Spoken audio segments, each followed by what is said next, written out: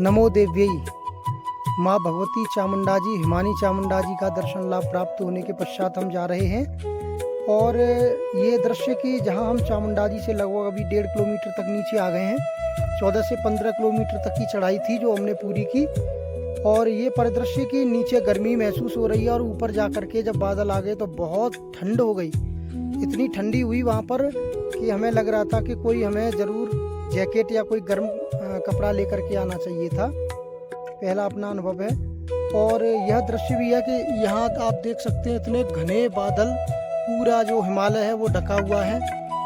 और इधर ये देखें आप, ये पूरा हिमालय ढका हुआ है। और नीचे की ओर देखें तो आपको कुछ दिख पा रहा हो, हालांकि हमें कई किलोमीटर ऊपर तक हैं। नीचे के जो घर हैं, नीचे की जो जगह है वो बहुत ही छोटे रूप में दिख रही हैं और मुझे लगता है कैमरे में भी ठीक नहीं आ पा रही हैं। हम इतनी ऊंचाई पर हैं। वहाँ पर बहुत चिलचिलाती धूप निकली हुई है। और यहाँ पर जहाँ हम आए हैं यहाँ बादल हैं, बहुत ज़्यादा बादल। यहाँ भी हमें अभी ठंड का अनुभव हो रहा है, बहुत ठंडी लग रही है और नीचे गर्मी है।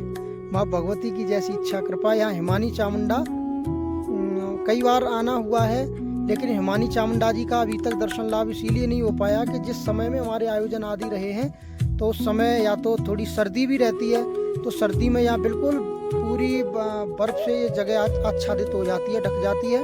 रास्ते बिल्कुल अवरुद्ध हो जाते हैं, छोटी छोटी पगडंडियाँ हैं और बहुत ही सावधानी से चलने का यहाँ सिस्टम रहता है। तो इसलिए नहीं आ पाए थे उस समय कि उस समय बर्फ़ जम जाती है। और लगभग जुलाई के आसपास जब बरसातें शुरू होती हैं तो बरसात की वजह से ये फिर मार्ग अवरुद्ध हो जाते हैं, फिसलने का डर ऐसा रहता है। तो इन जब समय आए तब तक हिमानी चामुंडा जी का दर्शन लाभ इन कारणों से नहीं हो पाया। पर भगवती की ऐसी कृपा है कि इस समय ऐसा उपयुक्त समय माँ भगवती ने सुनिश्चित किया आयोजन का। इस बहाने से उन्होंने हमें बुलाया और माँ भगवती का बहुत ही अच्छे तरीके से हमें दर्शन लाभ प्राप्त हुआ है। ये बड़ा अलौकिक दृश्य है कि ऊपर यहाँ ठंड है बहुत ज़्यादा और हम नीचे देख रहे हैं वहाँ गर्मी है।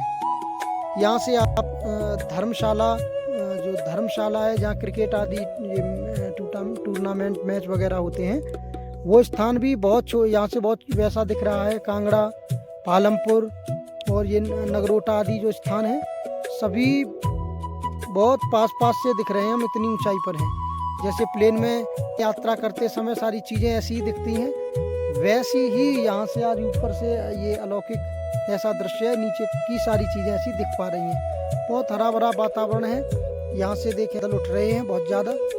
ये देखो बर्फ़ जमी हुई है। ये ही बर्फ़ जब गर्मी होती है, सूर्य की रोशनी आती है, किरणें पड़ती हैं तो ये वाष्पित होती है और यही बादल का रूप धारण कर लेते हैं। ये बिल्कुल घने बादल जो कि कुछ पता नहीं चल पा रहा है। ये नीचे छोटे पहाड़ हैं, हरे पहाड़ जिन पर पेड़ हैं, लेकिन उससे आगे ये हिमालय जो है उस पर पूरा वो बर्फ़ से ढका हुआ है और वहाँ से अब ये वाष्प उठ रही है और ये पूरा कोहरा जैसा बन रहा है।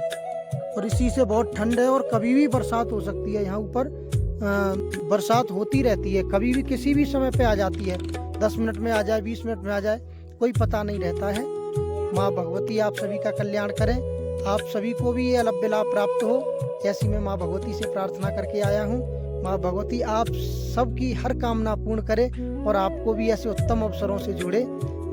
जय माता की।